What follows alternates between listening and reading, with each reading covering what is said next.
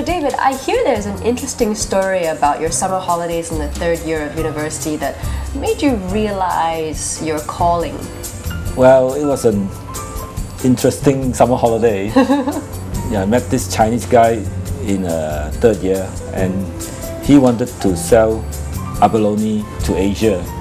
Of course, those days the New Zealand abalone is dark green in color. So when you put it in a can or when you cook it, the soup, the whole abalone is dark green. Oh my God! So nobody, want to take it, although it actually tastes all right. So my project, he asked me to help him was, can I make it the same color like the Asian or the Chinese? The skin-colored type of, abalone. That was my project lah. So I thought, okay, we'll give it a try. I never done it before, but so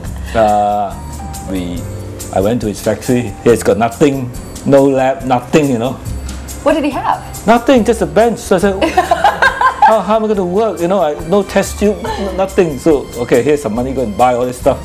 I got all these things together and we started the experiment. I think within about 4 weeks, we managed to get his abalone the same color like the Asian abalone, How did you do that? Oh, come on, what's the secret? What happened? It was actually quite simple. We used the same technique those days as you would do bleaching your hair. As in hydrogen peroxide? Yes. So with hydrogen peroxide, using very simple technique, it's actually exactly the same. The abalone that you get from China and abalone in the can are all that color. So that was for you then? You don't really think a lot about it. You asked to do a job, I did it, and that was it, But it's quite interesting looking back that it was quite innovative in the sense that I was just a student, Yeah, how old were you? Oh, maybe 21, 22 like that. My goodness.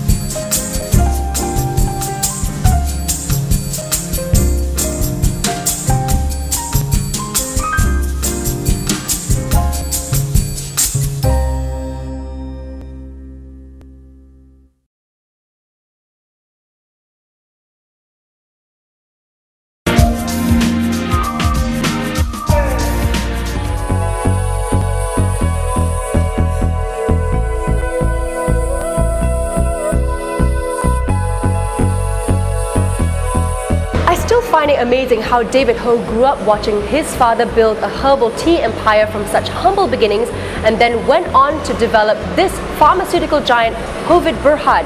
From herbal tea to health supplements, how on earth did David do it?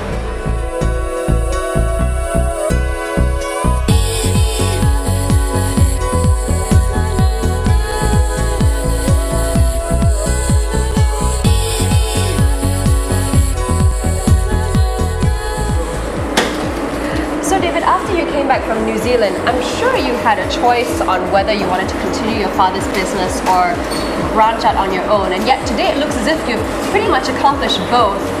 In the beginning, I wasn't really interested in the business here because we just had one herbal tea. Then it was a very small business. When I came back, we have 25 people. Most of them were manual packing of tea into tea packet. We have one salesman selling the tea into wholesalers, and that's it. Well, what was probably the biggest challenge in the early years of starting out the pharmaceutical side of the business? I think pharmaceutical is considered fairly capital intensive. So capital was our biggest challenge, to raise enough capital to have sufficient fund to do the R&D, to produce this, and even the quality control equipment were very expensive. So raising capital was one of our biggest problems. What would you say are some of the greatest achievements that Hovid has achieved in this time? I think for pharmaceutical, the achievement, I think the biggest step that we achieved, I think, is quality. Because when we have to compete with imported product, quality was the #1 issue. To prove ourselves equal to some of these imported products from Europe, from America, from Japan. What would you say are some of the milestones that Hovid has achieved? Well, I think the fact that we are exporting, say, 60% of our product to about 40 countries. Wow.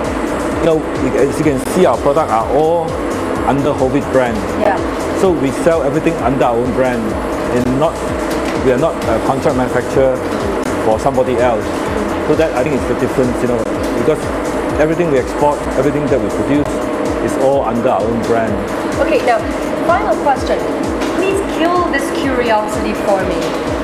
Is Hovid an amalgamation of your name, David, and Ho? Wow, you're very clever. Is it? Yeah.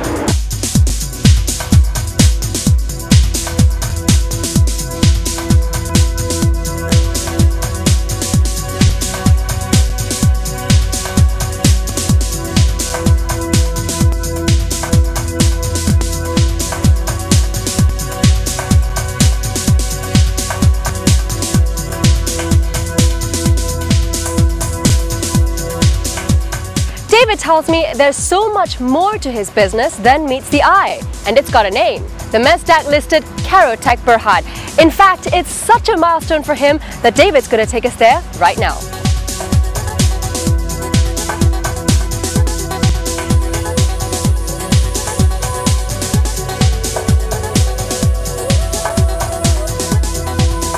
So this is Carotech. It's sort of an extension of Hovid, isn't it? It's a subsidiary of Hovid. Hovid owns 65% of Carotech. Okay. But both of these companies are listed, so it's also listed on its own. On the Nasdaq? Yes. Yeah. I mean, you already had Hovid, but you had an idea to set this up. What gave you the idea for that? It was a research project within Hovid. At the time, we were actually buying a lot of carotenes from multinational companies. We have to add it into our multivitamin formulation and so on. But then we realized at the time, palm oil is actually very high concentration of carotene. So we were wondering why there's nobody selling, you know, the carotene from palm oil. So basically, it was adding another chink into your value chain. Carotene itself is quite expensive, and palm oil at that time was very, very cheap. So we thought it was a good material. It's already available in Malaysia in huge quantity. It's only the challenge was to develop the technology. So it made ultimate business sense? Yes, yeah.